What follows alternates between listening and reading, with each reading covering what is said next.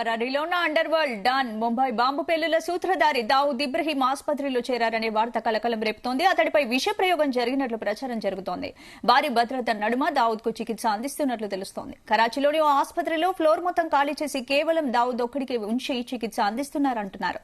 కేవలం వైద్యులు, కుటుంబ సభ్యులను మాత్రమే ఆ అంతస్తుకు అనుమతిస్తున్నారట. దీంతో దావుద్ ఇబ్రహీం చనిపోయారనే వార్తలు కూడా వస్తున్నాయి. 5 వాహనాల్లో కరాచీలోని ఆగాఖాన్ హాస్పిటల్ నుంచి కరాచీలోని ఓ శ్మశాన వాటికకు డెడ్ బాడీని తీసుకెళ్తున్నట్లు ఓ జాతీయ మీడియా వార్తను రిలీజ్ చేసింది. అదే సమయంలో పాకిస్తాన్ అంతటా ఇంటర్నెట్ సేవలు కూడా బంద్ అయ్యాయి. దీంతో దావుద్ విషయంలో ఏం జరిగిందోననే టాక్ వినిపిస్తోంది.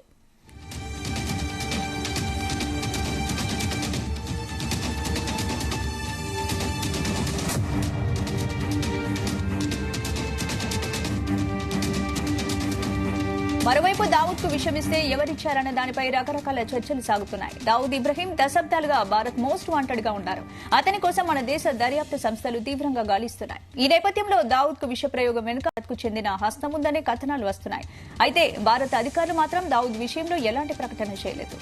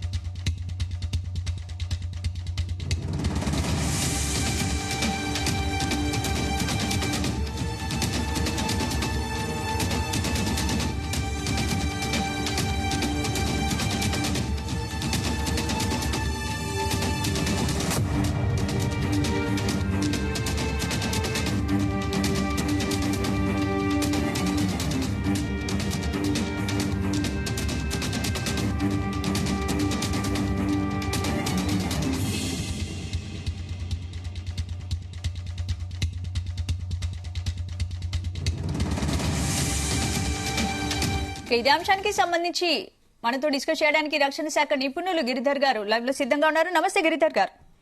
నమస్తే అమ్మా. నమస్తే గిరిధర్ గారు. పరారీలో ఉన్న underworld don Mumbai bomb పేలుళ్ల సూత్రధారి దావుద్ ఇబ్రహీం ఆసుపత్రిలో చేరారనే న్యూస్ వస్తోంది. మరి ఇదేంటి, దీనికి సంబంధించి అప్డేట్స్ ఏంటి? అమ్మా, ఒక విషయం ముందర దీని ఎక్కడ కూడా మెయిన్ స్ట్రీమ్ మీడియాలో, ఇంటర్నేషనల్ మీడియా కూడా ఎవరు కూడా దీన్ని నిర్ధారించలేదు. రెండవది, పాకిస్తాన్ ఎప్పుడు కూడా దావుద్ ఇబ్రహీం వాళ్ళ దేశంలో ఉన్నట్టు వాళ్ళు ఒప్పుకోలేదు. కాబట్టి నిజంగా ఆయనకి ఏమైనా అయినా కానీ కూడా మనకు అక్కడి నుంచి న్యూస్ రాదు, వాళ్ళు ఒప్పుకోరు. మూడవది, ఇది మనకు సోషల్ మీడియాలో మాత్రమే కొన్ని హ్యాండిల్స్ దీని గురించి మాట్లాడుతున్నాయి, కానీ అంతకు మించి క్రెడిబుల్ గా మనకి ఎటువంటి న్యూస్ లేదు. సో అందుకని ఈ విషయంలో మనకు కొంచెం ఆచితూచి వ్యవహరించవలసిన ఆవశ్యకత ఉన్నది. ఆయన వయసు అయిపోయింది, ఆయనకు చాలా ఇదివరకే గతంలోనే ఆరోగ్య విషయాల్లో చాలా విషయాల్లో అతనికి చికిత్సలు చేస్తున్నటువంటి విషయాలు మనకు తెలుసు. దావుద్ ఇబ్రహీంకి దావుద్ ఇబ్రహీం ఇప్పుడు 70లో ఉన్నాడమ్మా, చాలా పెద్దవాడు అయిపోయాడు ఆయన. బట్ ఏంటంటే ఆయన పరిస్థితి ప్రస్తుతానికి ఆల్మోస్ట్ అంటే ఆరోగ్య దృష్ట్యా బాగా క్షీణించిందని విన్నాం మనము. కాబట్టి అది పాయిజన్ అయిందా, లేకపోతే మనకు దానికి సంబంధించి ఇంకేదైనా మనకు ఏమంటారంటే ఎవరైనా ఆయన మీద ప్రయోగం చేశారా అన్న ఈ విషయాలన్నీ కూడా మనకి ఇప్పటిలో తెలియవు. అలాగే వాళ్ళది పర్వేజ్ మీర్ అని చెప్పేసి ఒక టెర్రరిస్ట్, మనకు కాశ్మీర్ లో విపరీతంగా పనిచేసినటువంటి టెర్రరిస్ట్, వాళ్ళ జైల్లో ఎవరో విషమిచ్చి చంపేశారని మనకు తెలిసింది. అంటే అతనిపై విష ప్రయోగం జరిగినట్లు కూడా ప్రచారం జరుగుతోంది. మరి అదే చెప్తున్నాను, అందుకనే అతని చావు కూడా అతను ఆ దేశంలో ఉన్నట్లు, అతనికి విష ప్రయోగం చేసి చనిపోయినట్లు ఈ రోజు దాకా పాకిస్తాన్ మీడియా కానీ ఒప్పుకోలేదు. ఎందుకంటే ఇటువంటి శక్తులన్నీ వాళ్ళ దేశంలో ఉన్నట్లు వాళ్ళు కనుక ఒప్పుకుంటే వాళ్ళు ఇమ్మీడియట్ గా దీంట్లోకి మన ఫటఫ్ అంటాం, ఫైనాన్షియల్ యాక్షన్ టాస్క్ ఫోర్స్, ఫటఫ్, దాంట్లో గ్రే లిస్ట్ లో కానీ బ్లాక్ లిస్ట్ లో కానీ వెళ్లేటువంటి ప్రమాదం ఉన్నది వాళ్ళకు. అందుకని వాళ్ళు బహుశా దీన్ని ఒప్పుకోరు వాళ్ళు. కాబట్టి మనం ఈ రోజు వస్తున్నటువంటి సోషల్ మీడియా రిపోర్ట్స్ ఆధారంగా దావుద్ గేమ్ అయిపోయింది అని మనం అనుకోవడానికి వీల్లేదు. ఇంకా కొంతకాలం వేచి చూడాలి, మనకు క్రెడిబుల్ రిపోర్ట్స్ వచ్చేంత వరకు. అలాగే మనకు ఇంటర్నేషనల్ ఏజెన్సీస్ కూడా వాచ్ చేస్తున్నాయి, మొసాడ్ కావచ్చు, సిఐఏ కావచ్చు, యూకే యొక్క MI6 కావచ్చు, వీళ్ళందరూ కూడా దాన్ని అబ్జర్వ్ చేస్తున్నారు. కాబట్టి ఎక్కడి నుంచో మనకు లీక్ అవుతుంది. ఇంటర్నేషనల్ ప్రెస్ నుంచి కూడా లీక్ అవుతుంది. అయినప్పుడే మనం దాన్ని నిర్ధారించాలి. 4-5 ట్విట్టర్ హ్యాండిల్స్ నుంచి, ఫేస్బుక్ హ్యాండిల్స్ నుంచి వచ్చిన దాన్ని మనం ఇప్పుడే ఒప్పుకోవడానికి వీల్లేదు. అంటే మరోవైపు పాకిస్తాన్ అంతటా ఇంటర్నెట్ సేవలు కూడా బంద్ అయ్యాయి. మరి దావుద్ విషయంలో ఏం జరిగిందో అని టాక్ అయితే వస్తుంది. మరి ఏమనుకోవాలి? దానికి దీనికి సంబంధం లేదమ్మా. వాళ్ళు పీటీఐ ఏదైతే ఇమ్రాన్ ఖాన్ పార్టీ ఉన్నదో, పాకిస్తాన్ తెహరీకి ఇన్సాఫ్, ఆ పార్టీ వాళ్ళు వర్చువల్ మీటింగ్ ఒకటి పెట్టారు. ఆ పార్టీని ఎన్నికల్లో నిలబెట్టకూడదు, ఆ పార్టీ గెలవకూడదు అన్న ఉద్దేశంతో ఆర్మీ పనిచేస్తోంది. ఇమ్రాన్ ఖాన్ ని జైల్లో కూడా పెట్టడం జరిగింది.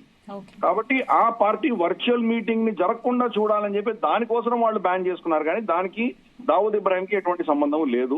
కానీ దావూద్ ఇబ్రాహింకి ఏదో అయింది అని చెప్తున్నటువంటి హ్యాండిల్స్ దాన్ని లింక్ చేసి చూపిస్తున్నారు. రెండు తప్పది. అలాగే ఏదో హాస్పిటల్ అడ్మిట్ చేశారని చెప్తున్న వాళ్ళు ఏ హాస్పిటల్ అడ్మిట్ చేశారో కూడా చెప్పాలి కదా. మరి అంత తెలిసిన వాళ్ళు అది కూడా చెప్పాలి కదా. అది కూడా ఎక్కడ మనకు ఇన్ఫర్మేషన్ లేదు. కాబట్టి ప్రస్తుతానికి ఆ న్యూస్ ని మనం ఏదో ఒక రూమర్ గానే చూడాలి. కానీ మనం దానికి పెద్ద దాంట్లో శక్తి ఉన్నట్టు నాకేం అనిపించట్లేదు. ఎందుకంటే ఇన్ని రోజులు రాని రూమర్ ఇప్పుడు వస్తే ఏమనుకోవాలంటే అగాఖాన్ హాస్పిటల్ నుంచి కరాచీలోని శ్మశాన వాటికకి డెడ్ బాడీని తీసుకెళ్తున్నారని విష ప్రయోగం జరిగిందని రకరకాల రూమర్స్ వస్తున్నాయి. కరెక్ట్. రూమర్స్ లో చాలా ఉంది. ఆయన ఆల్రెడీ చనిపోయాడు, ఆయన ఆల్రెడీ జనాసా చేసి ఆయనని ఖననం చేశారని కూడా చెప్పేస్తున్నారు కొన్ని హ్యాండిల్స్. నేను అన్ని చూశాను కానీ దేంట్లో కూడా ఆథెంటిసిటీ లేదమ్మా. మనం ఇమ్మీడియట్ గా యాక్సెప్ట్ చేయడానికి వీల్లేదు. అదేదో మనకు సెన్సేషనలిజం, ఆ క్షణంలో మనకు వ్యూవర్షిప్ కావాలి, మనకు ఇది దాని లైక్లు, దానికి రీట్వీట్లు ఎక్కువ వచ్చేస్తాయనే ఉద్దేశంతో చాలా మంది చేస్తారు. కానీ దాన్ని మనం యాక్సెప్ట్ చేయడానికి వీల్లేదు. పాకిస్తాన్ నిపుణులు, ఎక్స్పర్ట్స్ ఎవరైతే ఉన్నారో వాళ్ళందరూ కూడా దాని గురించి బాగా క్షుణ్ణంగా తెలిసినటువంటి వ్యక్తులు. వాళ్ళు చెప్తున్నదంతా కూడా ఇదేను. ప్రస్తుతానికి దీని గురించి ఎటువంటి ఆథెంటిసిటీ లేదు మనకు. దావూద్ ఇబ్రాహిం ఆయన ఎలా ఉంటాడో కూడా ఎవరు ఫోటోగ్రాఫ్ తీయలేదు. 30 ఏళ్ళు అయిపోయింది ఆయనకు ఫోటో తీసి. ఆయన ప్లాస్టిక్ సర్జరీ చేసుకొని ఆ పాత ఫోటోకి ఇప్పటికి కొంత తేడా ఉంది అని చెప్తున్నారు. కాబట్టి ఒకవేళ ఏ హాస్పిటల్ అడ్మిట్ అయినా కానీ ఈయనే దావూద్ ఇబ్రాహిం అని ఎవరు కూడా నిర్ధారించి చెప్పలేరు. అటువంటి పరిస్థితి క్రమేపీ మనకు తెలుస్తుంది. అది ఇటువంటి రూమరే మనకు జైషే మహమ్మద్ చీఫ్ మౌలానా మసూద్ అజర్ గురించి చెప్తున్నారు. ఆయన చనిపోయి 1-2 సంవత్సరాలు అయిందని చెప్తున్నారు. మార్కెట్ లో ఎక్కడ పబ్లిక్ లో ఆయన కనిపించలేదు చాలా నెలలుగా. దావూద్ ఇబ్రాహిం చాలా దశాబ్దాలుగా భారత్ మోస్ట్ వాంటెడ్ గా ఉన్నారు. మరి మన దేశ దర్యాప్తు సంస్థలు కూడా అతని కోసం గాలిస్తూనే ఉన్నాయి. మరి ఈ నేపథ్యంలో ఇలాంటి రూమర్ ఎలా చూడాలి? అంటే దీనికి రాహస్తం ఏమన్నా ఉందనుకోవచ్చా ఒకవేళ రూమర్ కరెక్ట్ అయితే? అదే ఫస్ట్ కరెక్ట్ అయ్యాక చూద్దాం. కరెక్ట్ అయిన తర్వాత చూద్దాం దానికి ఏం చేస్తున్నారు. ఇప్పుడు ఆ దేశంలోనే చాలా శక్తులు, ఆ దేశానికి విరుద్ధంగా ఉన్నటువంటి శక్తులు ఆ దేశాన్ని ఒక ఈ టెర్రరిజం బారి నుంచి తప్పించాలి అనుకున్నటువంటి శక్తులు ఆ దేశంలో కూడా వస్తున్నాయి. అలాగే ఆర్మీకి కూడా చాలా వార్నింగ్ వచ్చాయి. ఇప్పుడు ఫర్ ఇన్స్టెన్స్ అసీం మునీర్ యుఎస్ఏకి వెళ్ళొచ్చారు. యుఎస్ఏ కావచ్చు, సౌదీ అరేబియా కావచ్చు, యుఏఈ కావచ్చు, వీళ్ళందరూ కూడా ఆర్మీకి వార్నింగ్ ఇస్తున్నారు. మీరు భారతదేశంతో సంబంధాలు మెరుగుపరుచుకోండి, మీలో ఉన్నటువంటి ఎక్స్ట్రీమ్ టెర్రరిజం ఉన్నటువంటి శక్తులను మీరు అదుపులో తీసుకోండి, వాళ్ళని ఎలిమినేట్ చేయండి అని వాళ్ళందరూ వార్నింగ్ ఇస్తున్నారు. ఎందుకంటే ప్రపంచం అంతా కూడా ఇప్పుడు వాణిజ్యం మీద ఎక్కువ ఫోకస్ పెడుతోంది, ఎకానమీస్ మీద ఫోకస్ పెడుతున్నాయి. అందుకనే మనకు G20లో India, middle east, Europe economic corridor పెట్టుకున్నాం మనం. అలాగే మనకు రేపు కనుక పాకిస్తాన్ తోటి సంబంధాలు మెరుగుపడితే Bharat, India, Pakistan, Afghanistan, Turkmenistan TAPI అంటారు. Turkmenistan, Afghanistan, Pakistan, India TAPI. అది కనుక కారిడోర్ వచ్చిందంటే మనకు చాలా చీప్ గా, చాలా తక్కువ ధరలో మనకు గ్యాస్ వస్తుంది. వంట గ్యాస్ కానీ, మనకు ఇండస్ట్రియల్ గ్యాస్ కానీ అవన్నీ రాగలదు. కాబట్టి ఈ దృష్ట్యా మీరు మారండి అని చెప్పి వాళ్ళకి వార్నింగ్ ఇవ్వడము, నవాజ్ షరీఫ్ ని మళ్ళీ తీసుకురావడం. ఎందుకంటే నవాజ్ షరీఫ్ మోదీ గారికి దగ్గరగా ఉన్నారు అన్నటువంటి ఒక భావన వాళ్ళ దేశంలో ఉంది. మోదీకి యార్ గద్దార్ అని చెప్పి ఆయన దించారు గతంలో. అటువంటి వ్యక్తిని మళ్ళీ ఇప్పుడు ప్రధానమంత్రి చేయడము, ఇవన్నీ దేనికి సంకేతం అంటే ఆర్మీ భారతదేశంతో దగ్గర పడాలి అన్నటువంటి ఒక డెసిషన్ తీసుకున్నట్టు మనకు అర్థమవుతుంది.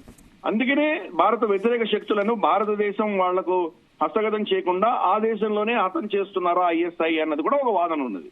దీని వెనకాల రా హస్తం ఉందా, ఐఎస్ఐ హస్తం ఉందా, లేదా ఏవో శక్తులు అక్కడ ఉన్నటువంటి వాళ్ళ దేశంలో ఉన్నటువంటి విభేదాలని ఒక అడ్వాంటేజ్ గా తీసుకుని వాళ్ళని అక్కడ పుసిగొలిపి అక్కడ చంపిస్తున్నారా, ఇవన్నీ కూడాను చాలా సీక్రెట్ గా జరుగుతున్నాయి. కాబట్టి మనకు భారతదేశానికి మాత్రం చాలా శుభసూచకం.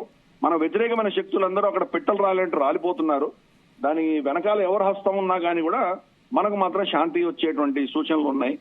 కాబట్టి దావుద్ ఇబ్రహీం విషయంలో మాత్రం ప్రస్తుతానికి మనకు ఉన్న ఇన్ఫర్మేషన్ అంతా కూడాను జస్ట్ రూమర్స్ తప్ప ఇంకేమీ లేవు, ఆథెంటిసిటీ లేదు. కాబట్టి వచ్చిన తర్వాత మరి దీంట్లో ఏ శక్తి ఇన్వాల్వ్డ్, దీనికి వెనకాల నిజంగా భారతదేశంలో ఎవరైనా దీన్ని ఇన్వాల్వ్ అయ్యి ఉన్నారా, రా ఇన్వాల్వ్ అయ్యి ఉన్నారా, ఇవన్నీ కూడా తర్వాత తెలుస్తాయి. కెనడాలో నిజ్జర్ హత్యకు వెనకాల కూడా భారతదేశ హస్తం ఉంది అని చెప్పి జస్టిన్ ట్రూడో వాళ్ళ ప్రధానమంత్రి చెప్పిన విషయం మనకు తెలుసు. కానీ అది డ్రగ్ కేసెస్ లో 2 డ్రగ్ గ్యాంగ్స్ యుద్ధం చేసుకుంటూ చంపారని చెప్పి మనకు తెలుస్తోంది. కాబట్టి ఇటువంటివన్నీ కూడాను మనం కొంతకాలం వేచి చూడాలమ్మా. నిన్ననే ఈ రూమర్ మొదలైంది. దీని యొక్క ఆథెంటిసిటీ అన్నదాన్ని మనకు ఇంకా ఇతరత్ర ఇండిపెండెంట్ ఏజెన్సీస్ అన్ని కూడాను, మీడియా కూడాను, మనకు వెస్టర్న్ చెప్పాను కదా, సిఐఏ కావచ్చు మనకు, లేదా మనకు MI6 కావచ్చు, మొసాడ్ కావచ్చు, వీళ్ళందరూ కూడాను దాన్ని అబ్జర్వ్ చేస్తున్నారు. కాబట్టి ఎక్కడో ఇన్ఫర్మేషన్ లీక్ అయ్యి ఏదో వెస్టర్న్ ప్రెస్ లో కూడా వస్తుంది. అది అప్పటిదాకా మనం ఆగి ఉండాలమ్మా. ఇన్ఫర్మేషన్ ని మనం సత్యంగా మనం భావించడం చాలా తప్పు ఇప్పుడు. Okay sir, thank you sir, thank you.